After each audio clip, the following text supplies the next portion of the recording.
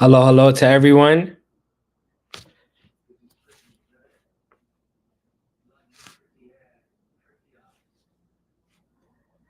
Hello, hello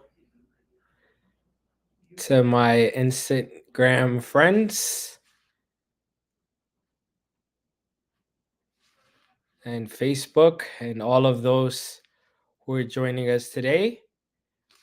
I have an exciting program for all of us. It is something that I hope to do from time to time. Today is the first day where we're starting this program, and depending on how today's discussion will go, we'll keep on continuing this platform. Hello, hello, hello. So I'm going live on multiple platforms.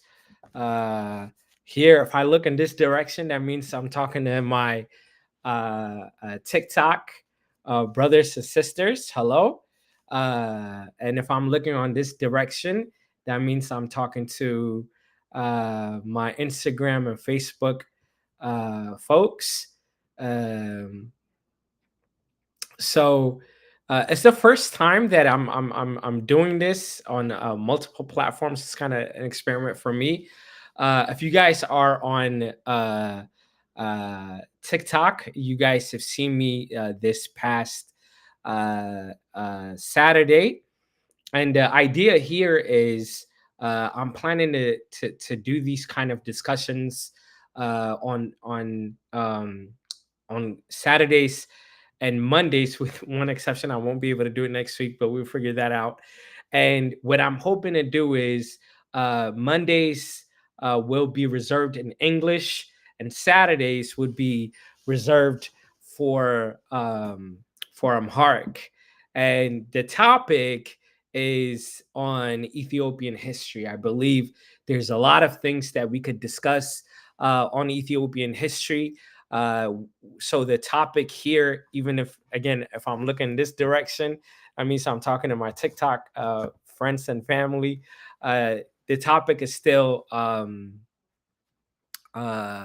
Ethiopian history. So uh, just the language is different. And if I'm looking in this direction, that means I'm talking to my Facebook and Instagram family and friends. Before I start, I just wanted to say if you guys could help out with sharing. Share with other people so they can follow along. There's going to be a lot of things that we're going to talk about, and depending on how these conversations go, we'll keep doing more series, especially if you guys find it beneficial. So this is, like I said, the second time that I'm doing this. Although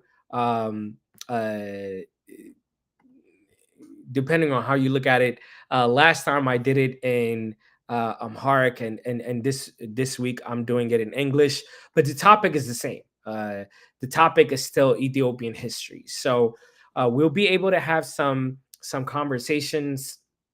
Like I said, uh, you know, let's see how it goes. It's an experiment. I'm doing an experiment, uh, and um, like I said, if you guys were here Saturday, it's gonna sound kind of repetitive, but feel free to join and have a discussion. We'll have a discussion at the end.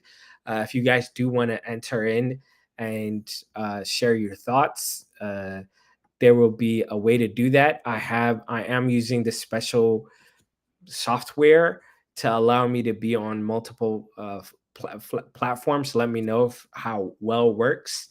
I'll be able to, you know, um, answer back and whatnot. So, with that being said, uh, let's start. I've tried to slow it down as much as I can, but I think we could go ahead and start. And first, like I did last time, again, it's gonna be the same topic on Ethiopian history. But I think it's important for me to come out here.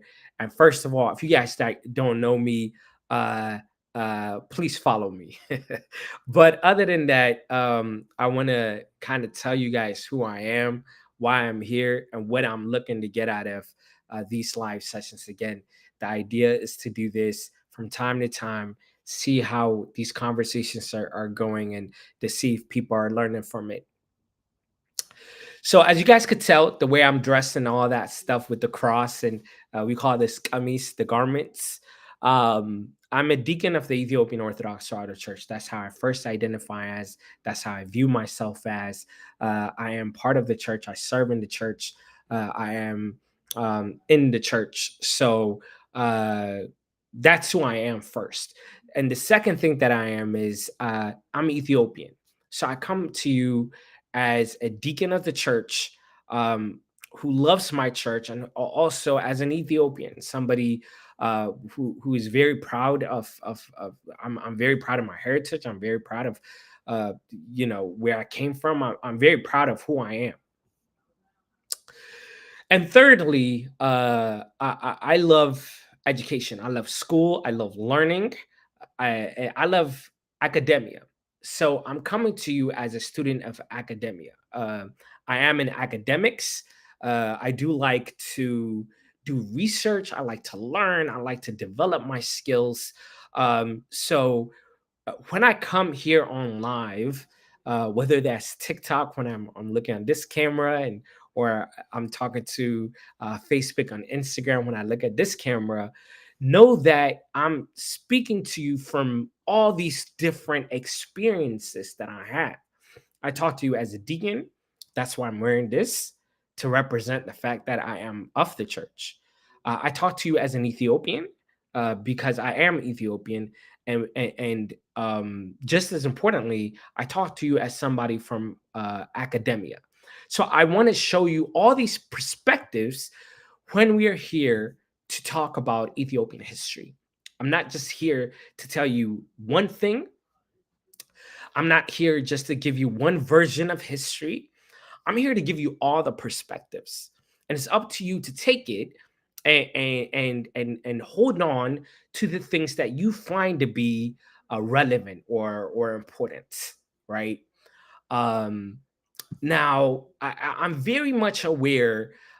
Anytime that people begin to talk about a history, it could become contentious for one reason or another.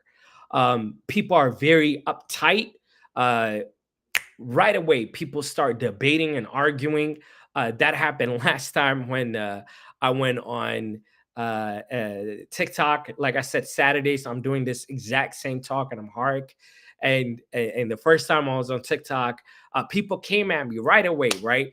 And they said, you're this, you're that. We know about you and all these things.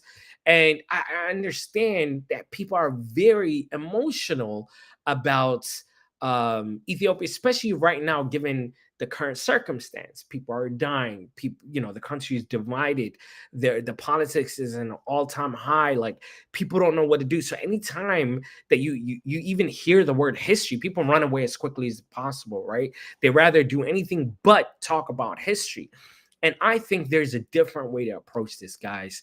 I'm here because I really think that even when we disagree, we could disagree in a way that's healthy. We could disagree in a way that's loving. We could disagree in a way that doesn't have to end in name calling and fighting and excommunicating each other.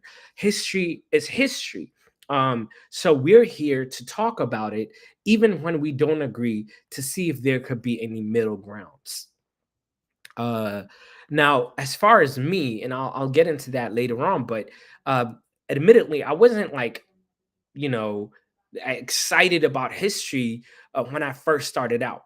Uh, when I first started out, I was um, kind of nonchalant about history, and even at times I wanted to run away. I wasn't interested about Ethiopian history at all. But after some time, especially the last 2 3 years, when there was a war in the country, and there was a civil war that was happening against different ethnic groups. My attention started going towards history and really beginning to take note of what was happening. More heartbreaking than that was when my Sunday school students were coming to me and letting me know that the people that they would go to church with would divide, would fight, would separate, and all these things would happen. That broke my heart. That broke my heart. So I, as a Sunday school teacher, decided to speak on this matter, hoping to bridge the gap, hoping to bring some healing to a condition that was very tough. So that's why I got into this, and I'm so glad I did. I've been learning a lot. I hope to learn a lot, and I hope that you will learn something by coming to this channel. So let me stop here and say, if all of you can share the link so that other people can also hear this talk that we're gonna do, the discussion. I think a lot of people can learn a lot from it. So if you guys could share with other people to make sure that it reaches people, if you guys could like it and let people kind of know that we're here to talk about important matters. I think we spend our evenings doing very mundane things, but why not come here and learn about things that I think we could get a lot out of. So, and like I said at the end, we're gonna have some time to do some discussions, and I'll get into that when the time comes. So, uh, what do I seek to solve by coming here? Right, like, um, why should I come here and get on these social media platforms? Well, I seek to solve a couple of things. um the first one, above all, like, I'm not here to resolve any unsettled historical questions. Like, that's not my goal. But number one, I come here to hoping that we can learn how to have dialogue with one another even when we disagree. That's the number one thing that I want to do. So, as I did before on TikTok on Saturday, I'm gonna do it again. There's some house rules. I'll be inviting people to come here and challenge my view. You could tell me how wrong I am. You could tell me that all my sources are wrong. Like, oh, I welcome that. Great. What I don't welcome is name calling. What I don't welcome is disrespect, not even towards me, but towards each other. We've got to create a better culture when talking about history.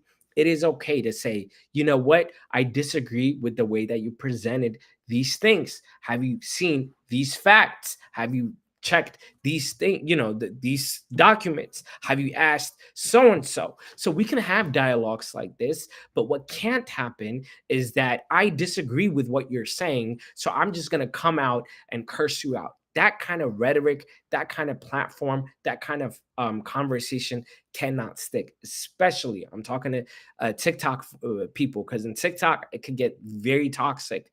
I'm not here to open up a platform for people to come here and start doing things to each other so that we get bigger views, whatever. That's not the purpose.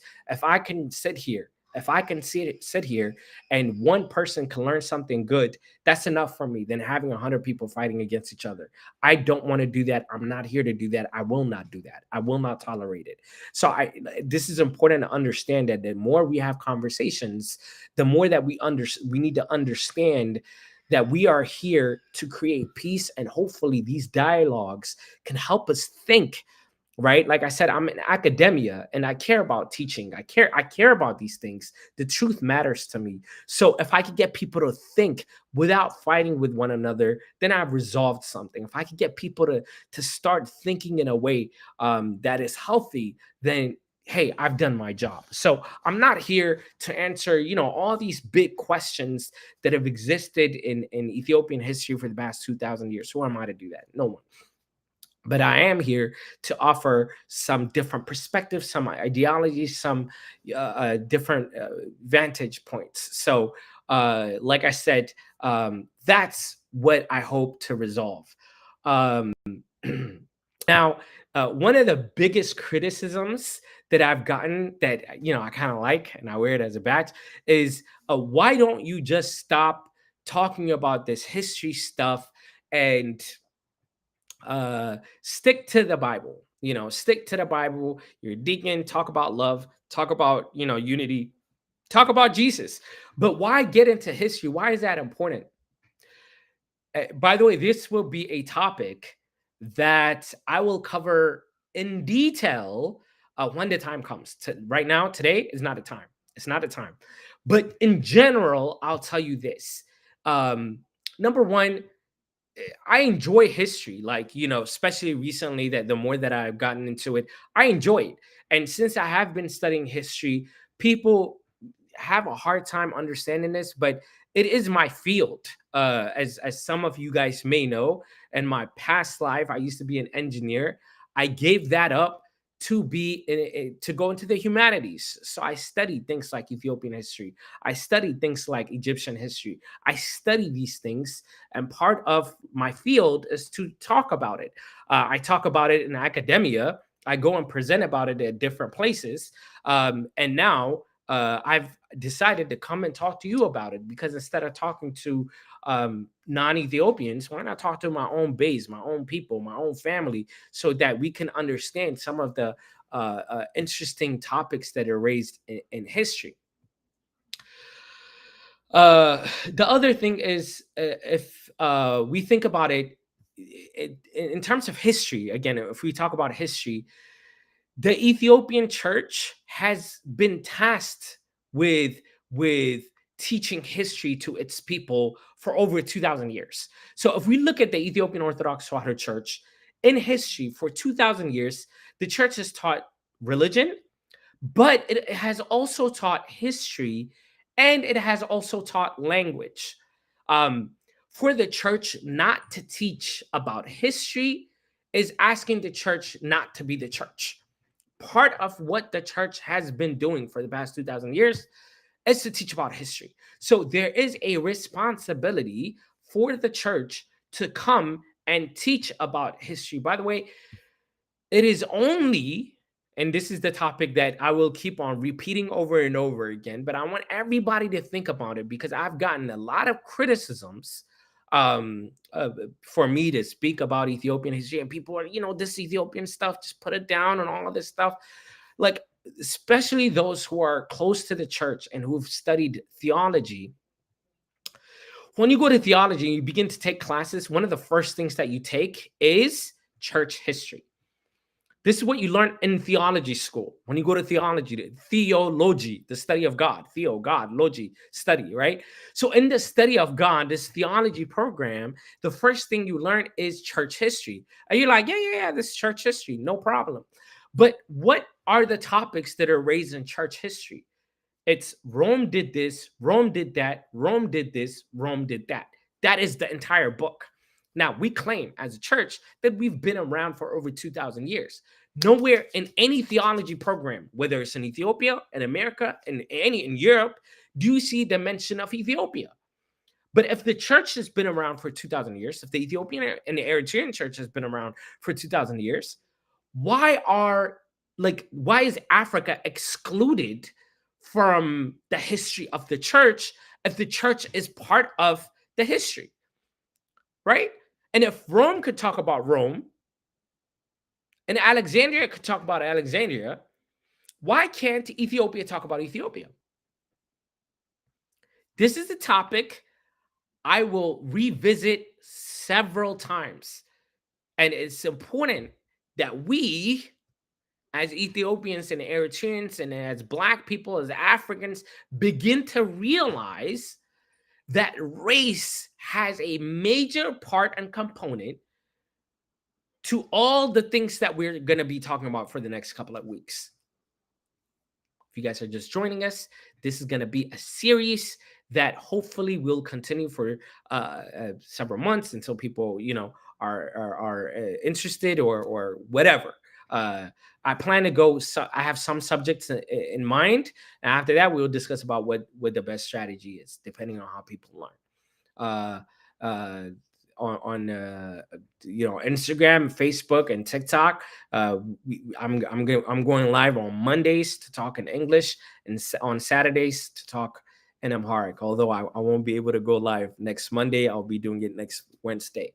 Um, and also I want to keep on reminding people to share this live with others, so other people could see it as well. Um, so here's the thing. As I said, history has often been contentious for many, many reasons, and people can't seem to get along. People debate with one another whenever talking about history. But here's the thing, that is problematic. When you hear Ethiopian history, I guarantee you, and on YouTube, thank you for reminding me. So, Sola Tawahado. Uh, and the thing that you guys will hear is there are three versions of story, or three ways that Ethiopian history is often recounted. Three ways.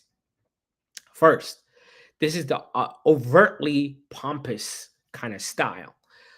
This is the we are Ethiopian, we the great ones, the amazing ones. We are Ethiopians, and no one can defeat us approach. This is the first one.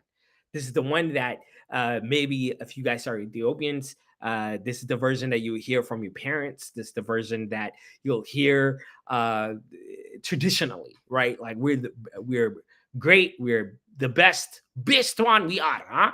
That kind of approach is what you'll get first, right? This is what I call the first version of recounting history. The second version that you'll see is what I'll call the Western version. The Western version.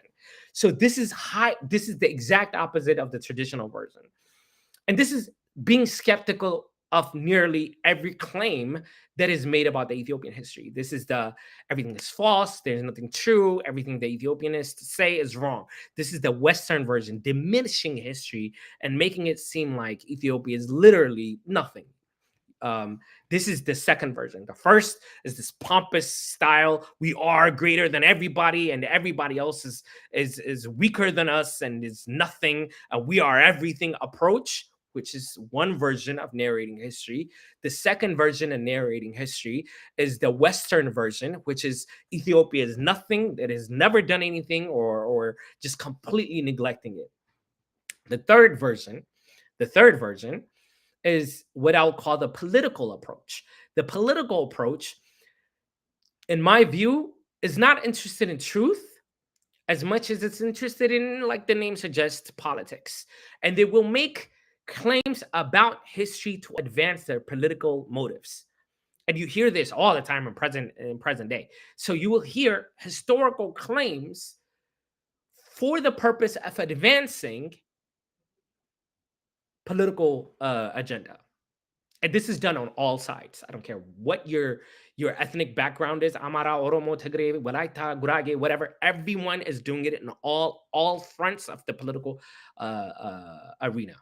It is not the right way to do it.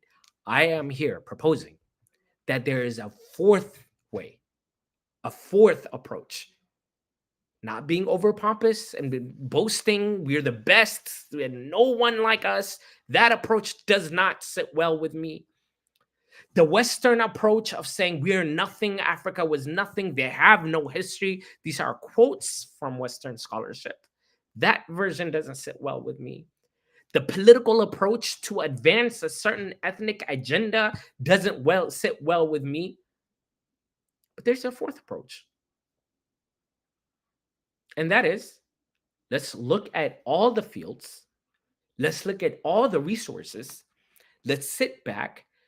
Let's analyze the resources, the sources that we have, and let's slowly start reconstructing what we understand the history to be. We will take some ideas from here. We'll take other ideas from here. We will look at it. What can we infer? What can we conclude from this? Again, the approach here, as I've said before, is not to resolve any big mystery historical questions that have lingered on for 2,000 years, but rather engage you in a conversation and a discussion in a way that is not contentious. Are we able to have these conversations that can feel uncomfortable, but we could do it in a way that's not contentious? Can we do that? Can we do that? I've written it in my book about very important topics. To be honest, I'm less so interested in the result, like the conclusion that we make, as far as the process that we use to get there. I'm really interested in the process. Can we have a dialogue without fighting one another about history? Can we do that? That is the biggest thing that I'm hoping to accomplish by doing these lives. Let's keep going. So, why discuss about history? Why discuss about it? Why is it important? You know what I'm saying? Why can't we just do other things like that matter? Why take the time to talk about history now out of all days and whatnot? Well, here's the thing. Number one, most of the conflicts, especially people you love to put the history or the current status of Ethiopia on it. Right now, there's so many problems. There are many divisions. Why talk about history now? Now is not the time. If not now, when? If not now, when? Right now, because there are so many divisions, because there's so many separate, this is the time to say, by the way, from the historical perspective, I don't care about the political aspect. I don't care about it. But from the historical perspective, from the scholarship, this is what it looks like. This is the reality. And that can offer some solution into the bigger conversations that are taking place. So I believe that right now is the most opportune time to come and discuss about the history. It's very critical, very important. But more importantly, I'm coming here not just to talk to you about Ethiopia. Yes, that is the main subject, but to help you understand there's a bigger conversation outside of Ethiopia being had in the world stage around Africa. 25 years from now, 25 years from now, it's projected that 1 in 4 people will be Africans in the world population. 1 in 4 people will be Africans in 25 years. In 75 years, by 2100, 2100, in 75 years, 4 out of 10 people of the world population will be African. Think about that. 40% of the world population will be African in 75 years. 75 years. Africa right now is the youngest continent in the world. Africa has the greatest amount of natural resources, especially when it comes to modern day technology, kind of lithium, cobalt, that are needed to build batteries. So the more technology we have, the more advancement we make in AI and all these things. Guess where the natural resources are needed to building these things? They come from Africa largely. So the world is looking towards Africa as the place for solutions. Look at the U.S. African strategy that was made. All of them looking towards Africa and having a real, for the first time in my view, an honest dialogue with Africans like, hey, we really do need you. Look at the UN strategy and the developmental goals that they're putting all this money they're pouring into Africa. Yes, they have their own agenda. Yes, they have their own thing. But the reality is, Africa will be the center of the world, and the world, it has gotten and earned the world's attention. And when we talk about Africa, there's certain nations that are considered power countries. In the north, you have Egypt. In the west, you have Nigeria. In the south, you have South Africa. In the east, you have Ethiopia. These are considered the powerful nations. In order for Africa to stabilize, Ethiopia needs to stabilize, especially in the Horn of Africa. This is why whenever something goes down in Ethiopia, people are looking at Ethiopia and say, "Hey, what's going on? What's going on?" So we have to recognize that there's something behind Ethiopia. It's important for us to talk about it, to understand about the current events, everything leading prior to us, after us, what will happen in the future is all determined by the history that's put in place. We've got to learn history, and it really, really, really hurts me when I hear people saying, "Why talk about history?" Especially Ethiopian history. The other thing why we have to talk about Ethiopian history is that we have to understand that Ethiopian history is home to not just Ethiopian history, but it's home to the world history. It houses the world's history. If we take the time to investigate the manuscripts, the books that are within the Ethiopian tradition, we recognize that within it we find historical information about the rest of the world as well. I'll give you two examples. First one is Pachomius. He was a monk in northern Egypt who, in the 3rd century or so, wrote the rules for how monks should live. He wrote these things in a language called Coptic. And his writings were then translated eventually into Ge'ez. From Coptic, I believe, into Greek, and then Ge'ez. Don't quote me on that. But it just so happened that the original writings of Pachomius in Coptic only survive in parchments and in little parts. The entirety of Pachomius' writings are only discovered in Ge'ez. So now, when Egyptian scholars want to learn about the rules of Pachomius, they come into the church, which we call him Pachomis, and they read the story in Ge'ez to learn about the Egyptian monk. You see how it works? The writing of the Egyptians are preserved in Ge'ez. This is not the only thing. We have a book known as Synodos. Before Fatah Nagast was Synodos, Matzaf Synodos.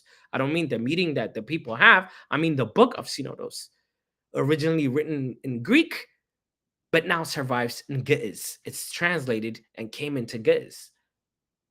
So when people want to know about what Matzaf Synodos had to say, they read the Ge'ez, even if they're not interested in Ethiopian history directly. So Ethiopian manuscripts, Ethiopian history houses not just Ethiopian history, but it houses the world's history. You see how it works?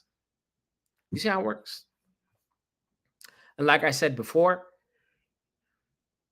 we have to learn about the history because the church has a responsibility to teach about history. I said it before, I'll say it again.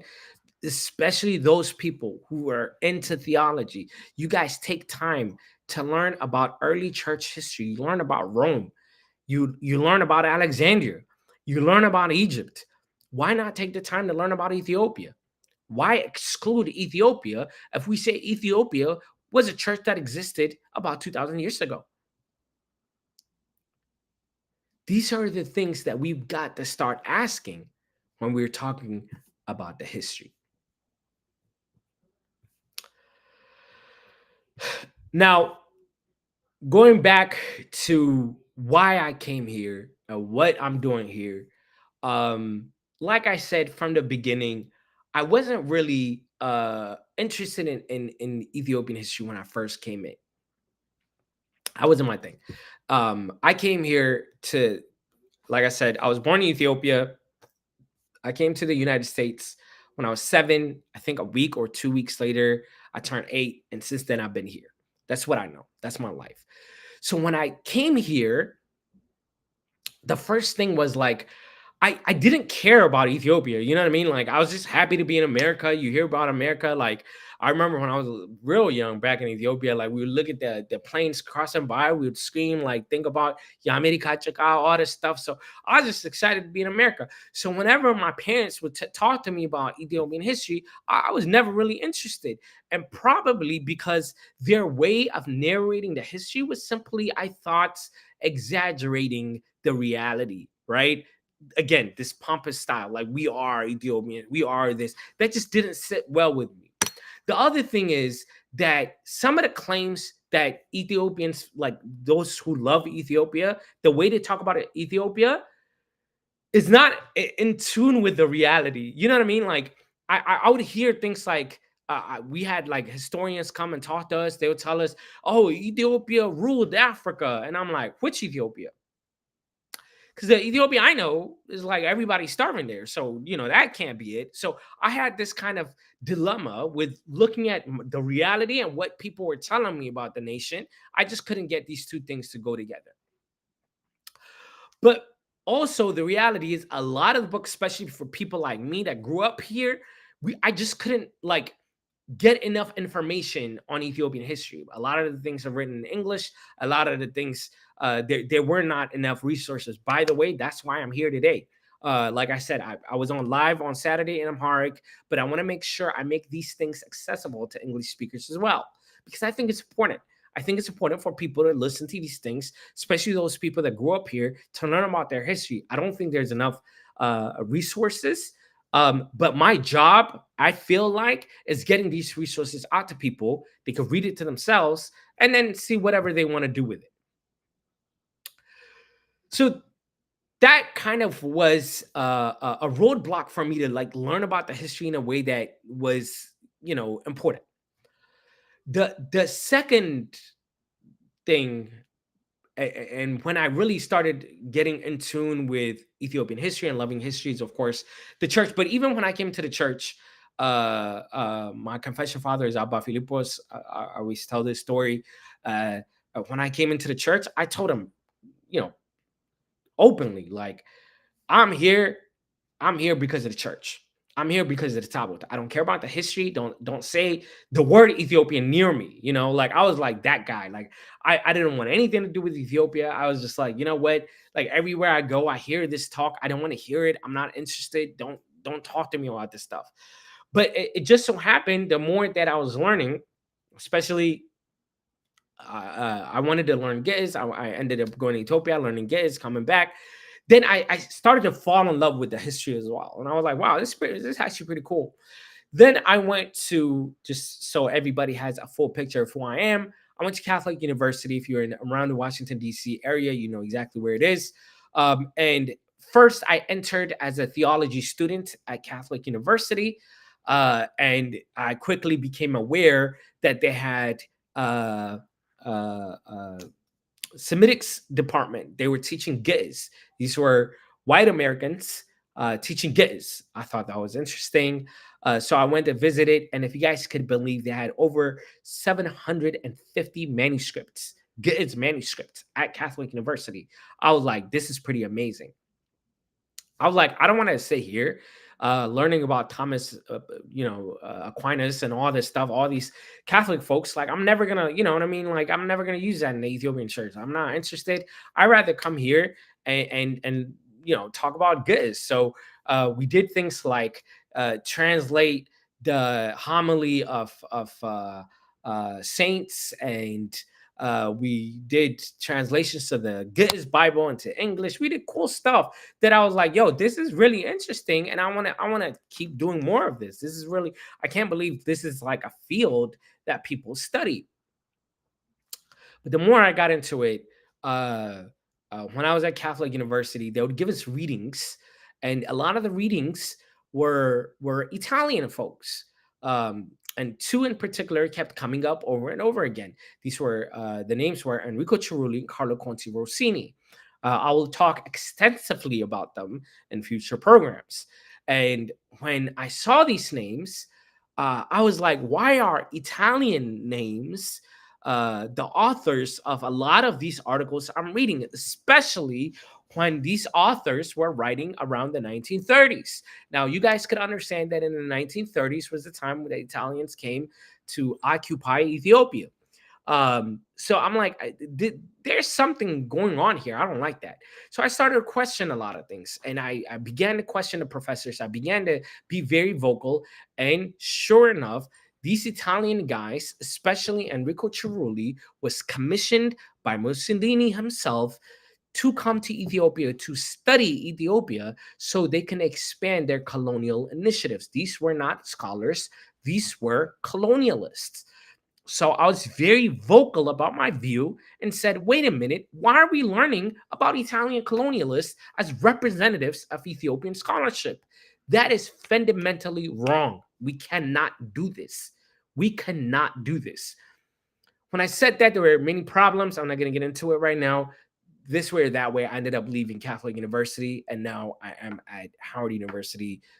Very proud to say so. But through that quest, I also learned something very disturbing. Unfortunately, there were many people in Ethiopia who I guess didn't get the memo, and they're Ethiopians who are publishing. Some of them are very well known, like Taddasa Tamirat, Getachew Haile, who are considered scholars, but most of their references are Italians, and they're echoing a lot of the rhetoric that these Italian colonialists said. And my whole thing is, look, we could reference them, we could cite them, but fundamentally their methodology, their approach in studying history has got to be questioned. These are colonialists. These are not scholars. And sadly, I learned in 2004, Paolo Marassini, an Italian guy who learned from one of the colonialists, established a philology department in Ethiopia, 2004. Paolo Marassini. Right now, I've said this before in multiple platforms. I'll say it over and over again until we finally can wake up.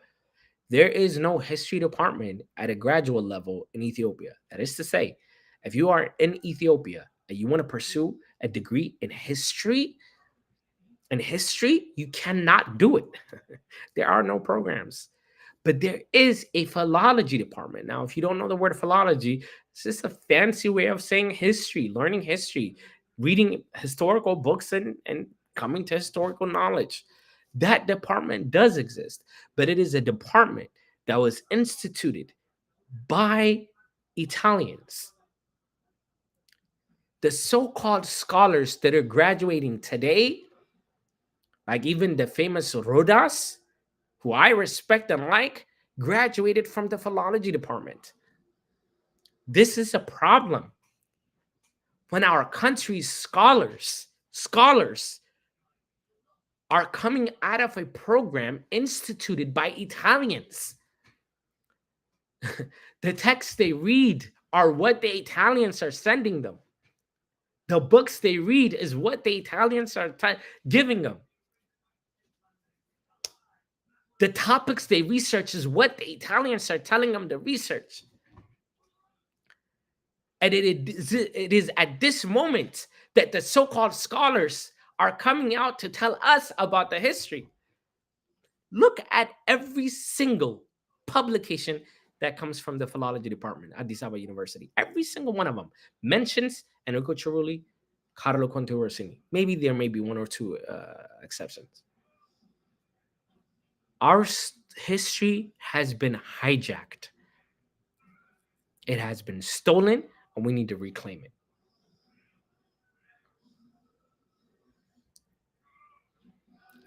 it. See, this debate about ethnicity and you're from this ethnic, it's a distraction to the bigger problem that's happening. If we don't wake up and recognize what's happening, we're going to continue to fight each other because it was engineered to do just that. It's time we wake up. It's time we say, look, this needs to be corrected. That's what I hope we can do by starting a dialogue. By saying, where did you get your information? Let's look into this a little bit further. Let's understand this a little bit further. And I think we will all be surprised by what we learn at the end.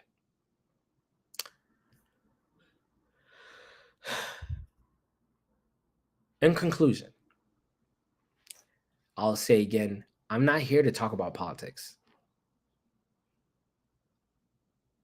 I'll even tell you that I'm not here to defend history because I don't think history needs to be defended. Like, I was born in Ethiopia.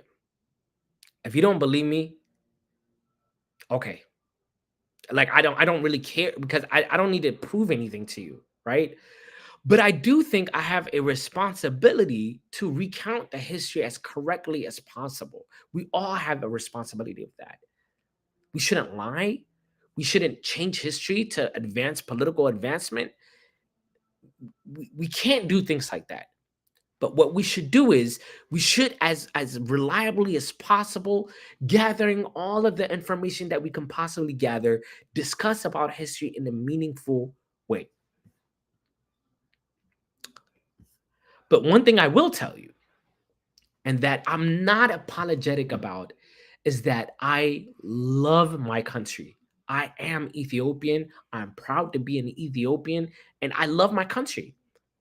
The reason why I tell you this is because I'm not hiding that fact when I come here. I'm very upfront about it.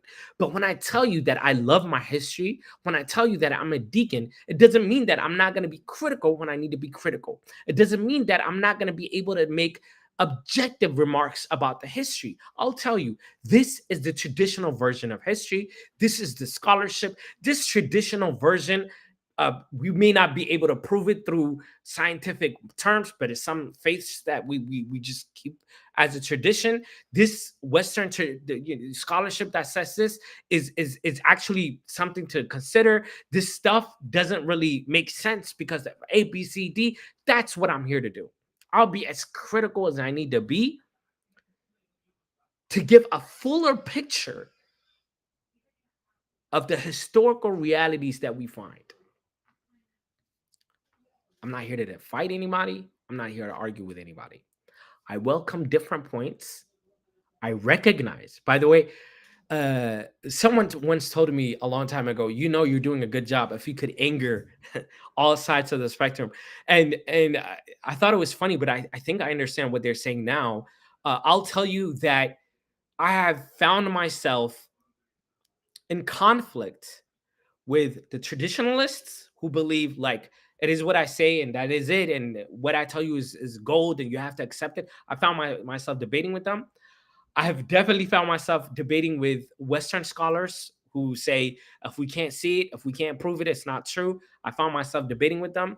I found myself debating with political people who believe that the church should be kind of an arm of the politics. That is to say, people look towards the church to advance politics. So they don't really care about the church. They just care for the church so we can echo their voice and what they want them to say. I've debated with them about history. I've debated with everybody. So I can gladly say I've angered all sides. Now, again, that is not my intention, but it is to say that I will be looking at things very critically and say, okay, we have enough evidence for this. We don't have enough evidence for this. Let's talk about this history. Let's talk about this. And in that process, like I said, more than the conclusion, I'm interested in the process. Are we able to have dialogue in a way that is not argumentatives? I've done this before on Saturday. I'll do it again today, next time if I need to. The rule of this live is I will invite people to come up, have discussions, have different opinions. If I see that people are coming here to with ill intent, with some negativity, you get a warning, you get a second warning, and a third warning. You get blessings. I'll bless you. I'll pray for you. I hope that like everything you desire comes to reality. That's from the bottom of my heart, and I'll send you home. I'll send you away because I'm not here for that. I'm really not here for that. I'm not here for negativity. We could discuss. We could have fruitful conversation, and hopefully we can learn. that's kind of the idea. So that's all I got for today. Now, like I said, I'm using a new platform. It's going to be a little weird. So I'm not, uh, for some reason, TikTok is saying that I need to go live one more time before allowing guests to come up. So I won't be able to invite people to come up and have discussions on TikTok. But what I can do,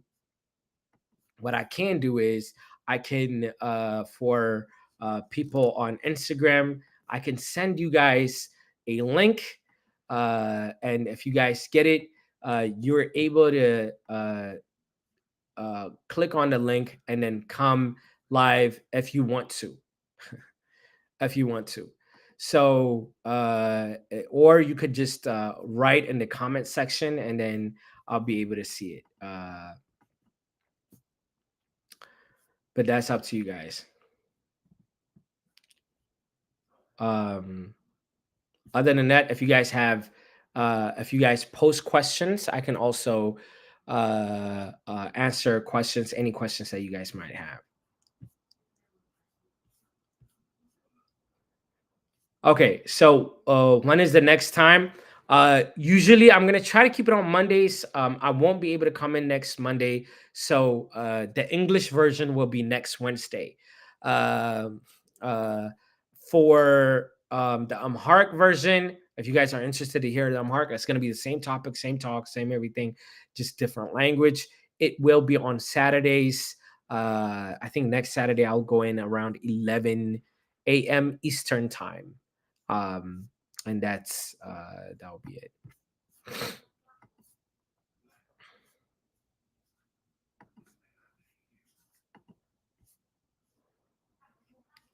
All right.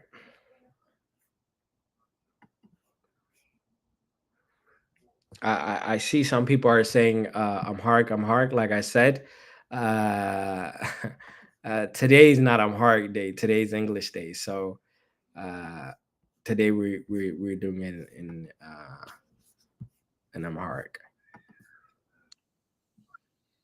Oh,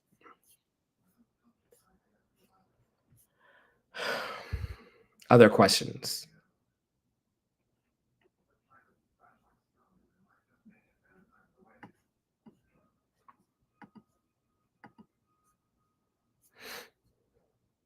Okay. Let's see.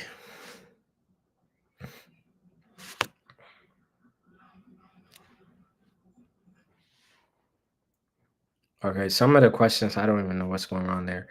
Um,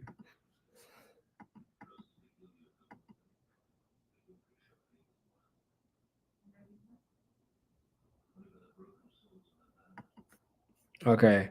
I bought your and Diagon Gorgorio's book. My daughter is 10 years old. Can she read it? Yes, she can read the book that you've bought is for kids as well.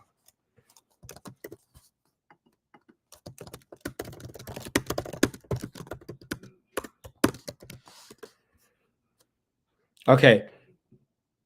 እግዚአብሔር ያክብርልን ዲያቆን ጸጋውን ያብዛልን እግዚአብሔር ይስጥልን አሜን አመሰግናለሁ is it recorded it is not recorded I don't know I don't know if I want to record or not I don't know I'm still thinking about that. So, uh, what is being Orthodox? Thank you for the question. That is not the topic, so I will skip that question. That's just not the topic. Are you born in Ethiopia in America? I was born in Ethiopia, but I came here when I was 7, and a week or two later, I turned 8. Um, do you still teach kids? Yes, I do. I guess there are not many questions here um, related with the topic. So uh, I guess we can end here.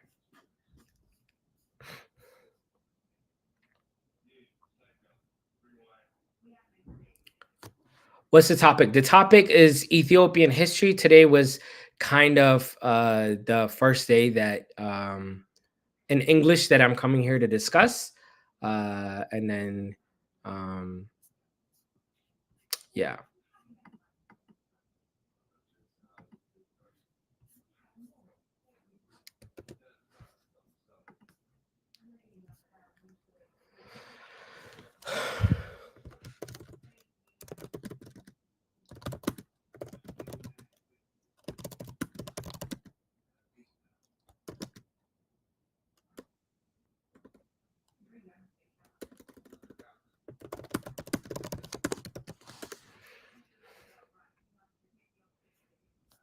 Okay. How are you doing? I wanted to ask about how long Italians stayed within Ethiopia and the effects they had after they left during the regime. Okay, this is kind of a complicated question. Uh, it depends who you ask, Abe, and um, what we mean by stay. So we know that they were there before Adwa in the late 1800s. Um, and there's a lot of like literature that suggests that they never actually left even until Mussolini. So uh there may have been a brief time in the middle, but they were definitely there before the 1930s as well. So uh they were there a significant amount of time. um okay, let's see, I think I might have missed some things.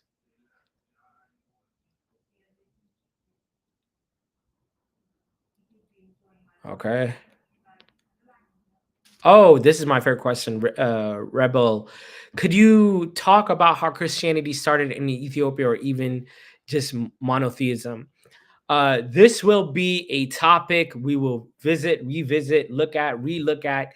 We will, I mean, be talking about a lot. So essentially, again, it depends who you ask. There's two ways of narrating the story. The tradition in the Ethiopian Orthodox Church states that the Judaism is traced all the way back to biblical times when Sheba visited King Solomon, and then their son brought the Ark of the Covenant back to Ethiopia, starting from the biblical times. And then for Christianity, as we read in the book of Acts, chapter 8, verse 26, the Ethiopian eunuch was baptized and became Christian. This is the traditional version. The Western version rejects much of this claim and instead says that Judaism is actually not, there's nothing earlier than 1300s.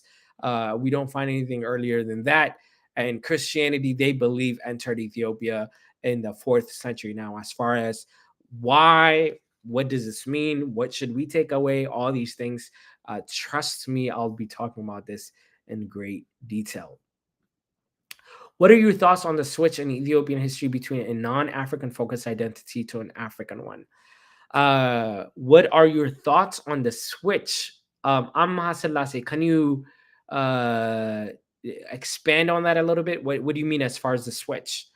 Uh, because there's a few ideas that I have, but I'm not exactly sure uh, what you mean by that. So if you can expand on it a little bit more. Um, okay, are you going to teach us Bible history or general? I'm gonna be talking about Ethiopian history and other platforms. I'll definitely be talking about Bible history, Bible general, even African history. But here, this platform, when I come here, at least for the next couple of weeks, will be dedicated to Ethiopian history. What's okay? Let's see. Give me a time. I'm sorry. What's the history behind changing the country's name to Ethiopia? There were several names dedicated to the region, including Bihera Agazi, that appears to be the one that during the Aksumite time that was used a lot. But even during the time when Bihera Agazi was being used, notice that Ethiopia was used with it. I have the um, well, the inscription is not, it doesn't exist anymore, but there is a copy of an inscription that existed in the 6th century or so, that clearly shows the lettering Bihera Agazi on top, and with Greek alphabets Ethiopis, meaning Ethiopia, burnt face.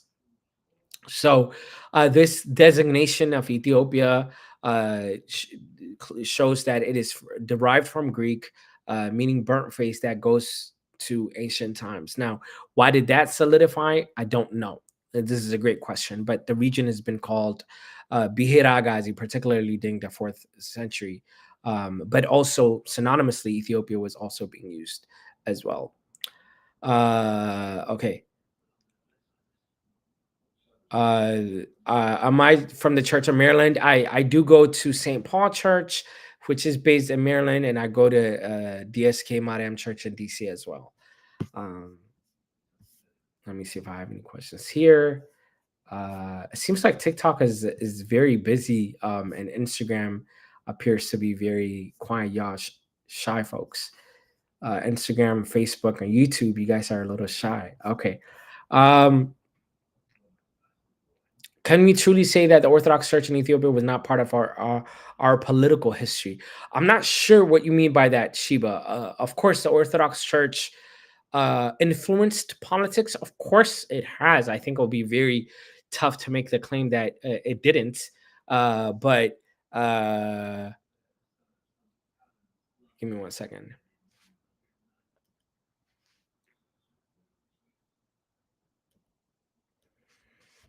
Okay, it says I've met all the criteria, but I still can't invite people up. Okay.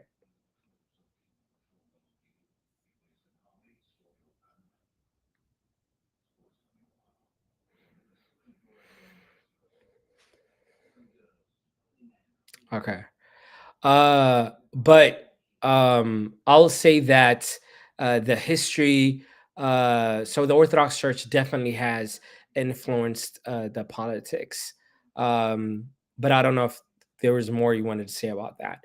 I want to stream your services on Sunday for our California church. How can I contact you? Sarah, you can write in it, send me a message, and then we can go from there. So I think for the Instagram folks, I'm probably going to end it here, along with Facebook and YouTube.